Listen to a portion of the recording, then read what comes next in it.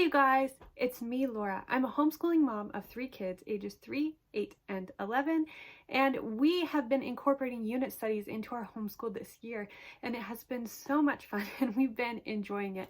I'm feeling a lot more freedom and the ability to follow my kids' leads, while at the same time having a great basis to build on the U.S. history timeline and the science curriculum that we're trying to get through during the year as well. I will be sure to link a video up here that gives you a little bit more information about how we do unit studies in our homeschool. Right now, I am super excited to share with you our very first completely literature-based unit study, and it is based on the book Song for a Whale by Lynn Kelly. This is a fantastic story. It's about a girl named Iris who was born deaf, and she goes to school with all hearing kids and has a hard time communicating and really creating strong friendships with her friends because their world feels different from her world. While she's in one of her classes at school, she learns about this blue whale called Blue 55 who sings at a different frequency from all the other whales. And because of this, he is kind of by himself and seems lonely. Iris feels like she can really relate to this whale. And so she decides that she wants to create a song for this whale at his frequency that he can hear. Not only does she want to create the song, but she wants to find a way to get to the whale, to deliver that song so that she can be the one who plays it for him. So this is her journey. And while she begins to learn more about this whale, she also learns more about herself. And I absolutely love this story. As soon as I read it, I knew for sure this was our read aloud, and I became more and more in love with it and realized that our unit study actually needed to be based on this entire book. So over the next few weeks, I'm going to share with you pieces of our unit study, and I will be sure to link the full plans below. They'll be coming out one at a time, so I'll show you some about what's in our morning basket, what we do for math, what I do for preschool, all the different parts of their unit study, and then at the very end, I am going to give you a wrap-up of how things went. I'm going to be releasing this in real time as we are doing the unit study, so at the very end, I'm going to put everything together all in one blog post, all the resources, all the downloads, and I'm going to give you access to everything that I create for this unit study so that if you want to use it in a unit study, you can do that as well. So today we are going to dive in and we're going to learn a little bit about my planning resources and what we're doing for our morning basket, as well as our nonfiction spines for this unit. So let's go over to the table and see. All right, guys, here are my plans, my lesson plans for the Song for a Whale unit study. And when I'm all done with this unit, I will make sure that this is available to you for download. I will make any edits or any changes or whatever that we do with our unit study so that you have that available. And right now it's kind of messy. It'll be cleaner then. Not perfect, but a little bit better. So what I do with my planning guide is up here I have all the things planned for our morning basket. And then I have our days here on the side. I plan by days instead of like days of the week or numbers or whatever. I want this to be flexible.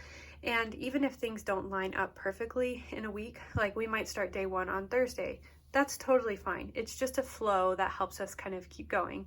And if things come up, it's not that big of a deal. So I have our days here, and then this is what we'll be doing for our read aloud. This is where I keep track of our nonfiction spine, so this will either be science or history. And then we will typically have some kind of project. That might be a project that goes with our science or our history, or it might be a project that goes with our read aloud or something along that theme. These honestly do not get done every single day, and I want to be clear on that. I overplan my unit studies. I would rather have things planned and then us not be able to do them than to miss opportunities. That's just the way my brain works. So if we don't do every single one of these project or activities, that's totally fine. And some days my kids have their own ideas of things that they want to do and ways that they want to expand what we're doing. And in that case, I'll scrap what I have planned and we'll either move it to another day or not do it at all. And we'll definitely follow the things that they're interested in. This is where I keep track of what we're doing for our writing and our grammar. And we've been doing copy work in the past, but now we're doing more intentional copy work that I've been learning about from Rooted in Language. And they do have some language arts curricula for younger ages, and then they have courses that you can take as a parent in ways to help continue your child's education in all of the language arts areas through intentional copy work. So I will definitely go over this more in my language arts video about how I'm incorporating all of this into the unit study, but I keep track of all of that stuff here. This is where I put anything specific that I want to do for screen time, any games that we could play, any extras that we have going on. This is also where I'll put anything that we want to do that's map work related, or anything that we might want to add to our timeline binder. I will definitely keep track of all of that in here. And then this section is brand new for me, this unit. This is a preschool section. So I've decided to include my youngest in with us. So she is doing a more general ocean-based theme throughout this entire unit. And so I have planned for her a different activity that I can do with her each day. So that's our basic plan and how I have that set up. So for this video, I'm just going to show you the things that I have planned for our morning basket. I've already shown you this Song for a Whale book, and I will show you what we're doing for our informational spines. This unit actually all began from this book here, America's Story 2. We're slowly working our way through American history, and we're using America's Story, all 3 of the books, as our spine. We don't do every single chapter, sometimes we add, and we definitely are expanding. So this is taking us quite a bit longer to get through, and that is totally fine.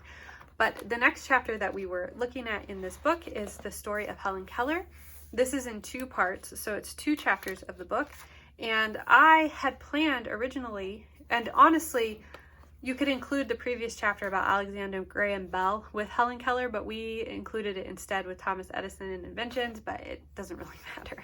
So as we were doing this, I always like to include a read aloud with our unit studies, and I wanted a read aloud that particularly featured someone who is deaf or who is blind to give their experience. So as I was reading and researching, I found the book Song for a Whale, and I absolutely fell in love, and I fell so much in love with it that this became the base of our unit study, and Helen Keller is one of the people that we will be studying as well. So we'll be going through a couple chapters in here about Helen Keller, and then we are going to pick up with a unit from God's Design for the Physical World. They have a really great unit in here about sound waves, how sound works. This is not only great in understanding sight or hearing or being deaf or being blind, but it's also great because the read aloud that we're reading talks so much about sound. So we're going to be doing this unit, and at the end of this unit, I plan to bring in God's Design for Life, and there is a chapter in here about the human ear and how that works. So we're going to be exploring that a little bit as well. And then we're going to learn about someone else. Instead of using a traditional textbook, we are going to be reading through the Scholastic Biographies of Louis Braille. This is a really short book, so it will just take us a few days in our homeschool to get through this. So we are going to read this, and then we will again pull out our God's Design for Physical World. And the next unit in this book talks about light. So we'll be learning about light and color and all of that. And then again, we will wrap up with God's Design for Life and the section that they have in here on the human ear. And that is what we are going to be doing for our spine. You could really use any books for this. There are so many. I think I considered using the Usborne Science Encyclopedia because it has some great information on all of this stuff as well. But there are so many science books and resources. You could do the Scholastic Biography for Helen Keller too. If you don't have America's Story, there's just a lot of options there. One thing that we're also doing, and I don't have anything to show you for this, but usually with our morning basket, we like to do trivia game just to kind of get us going in the morning and started. But this time I thought it would be interesting to learn some sign language. So we do have some signing time videos. So we will be going through one song at a time until we get those signs down really well, and we'll just progress through those as fast as we can and try really hard to learn some sign language along with this unit study. Also, in our morning basket, I like to include a logic game. Now, the way this has kind of evolved over time, at the beginning of the unit study, we will all do this together. We'll take turns, we'll work together, and then it'll get to the point where I'll just kind of set it out and the kids will work on it on their own while I'm reading the read alouds and while we're doing morning basket as they become familiar with it. But sometimes we still do work on it together, but it's just kind of a fun addition to our morning basket. This one is called Color Catch, and I picked it because, of course, light and color go together so well, and I had a very hard time finding one to match this theme, but this seemed to work really well. So the way this game works, you have your playing board and your bug pieces, and then you also have your little guide here that has all the puzzles in it. So it starts out fairly easily. We know that by the time we put all this together, we need a red frog, a yellow frog, and 3 green salamanders. So This, at this level, gives you some pretty big clues to help you out. So I know that I'm going to want my red over there. So I'm going to put my red frog there. And let's see, I know I'm going to want my yellow frog to go there and a blue salamander there. Then I have my blue salamander and another blue salamander, and then that leaves this piece here. And so I've solved the puzzle. As you move on, it gets harder. Your salamanders have to eat bugs that are particular colors, and it moves on more and more to where it shows you less of the field, and it just becomes more complicated, and you've got to figure out how they all fit together. So that is what we have for our logic game for the morning basket. I also wanted to show you with the morning basket a few things that I've gotten to keep the kids busy while we are doing morning basket. Now, a lot of this stuff actually is in my preschoolers stuff, and I will show you that in another video. But I do have some general things that I will set out slowly over time to help the kids have something that they can do that's based on the theme, although they do not have to be doing things with their hands that are based on the theme, but it's just fun to have a few extras. So I got these whales and dolphins from the Wild Republic tube, and they're just different whales and dolphins along with a diver. And so the kids can play this. I might have some fun things set up that they can do with that as well. My oldest is getting particularly interested in puzzles. So puzzles can be tricky because we also have a toddler. So I got him this little roll-up thing. It's something that I've purchased before. I'm not going to take it out right now, but it just has this little inflatable piece in the middle and then this felt mat. And so you can roll this out and do your puzzle on it. And then when you're done working on it, you roll it up, and it's got some elastic bands that go around it. This one also has a bag that you can put it in. That way, you can put the puzzle away, people won't mess it up, and when you come back to it, sometimes you have to press the pieces back together, but they're all in the same place and you haven't lost your progress. So I picked this up for him, and he wanted a more difficult puzzle to work on. So I got him this whales and dolphins puzzle, and it is 1,000 pieces, so this is certainly going to be a challenge for him, but it's super cool because it shows the size of all the whales and dolphins relative to each other, and then here's a diver to kind of give you a better picture. But I thought that this would go perfectly with our unit study. This is right up his alley as well, this type of puzzle, learning about animals and all of that kind of stuff. And it also gives the names of all the animals, so I just thought this was great. So he's going to have this available to him to work on if he would like. I've also recently discovered these transfer activity books from Usborne, and my kids are absolutely loving them. I got one that was meant for our trip for our last unit study, and the kids just thought it was great. So you take these pictures and then you put them on the page where you want them and rub your pencil on the back side, and it transfers the image on. So you can see here, you can color, and it transfers it on. So it doesn't look like you put a sticker on. It looks like it's actually part of the picture, and it's difficult to tell what you've added and what was already there. But these were definitely a hit, and the kids really enjoy them.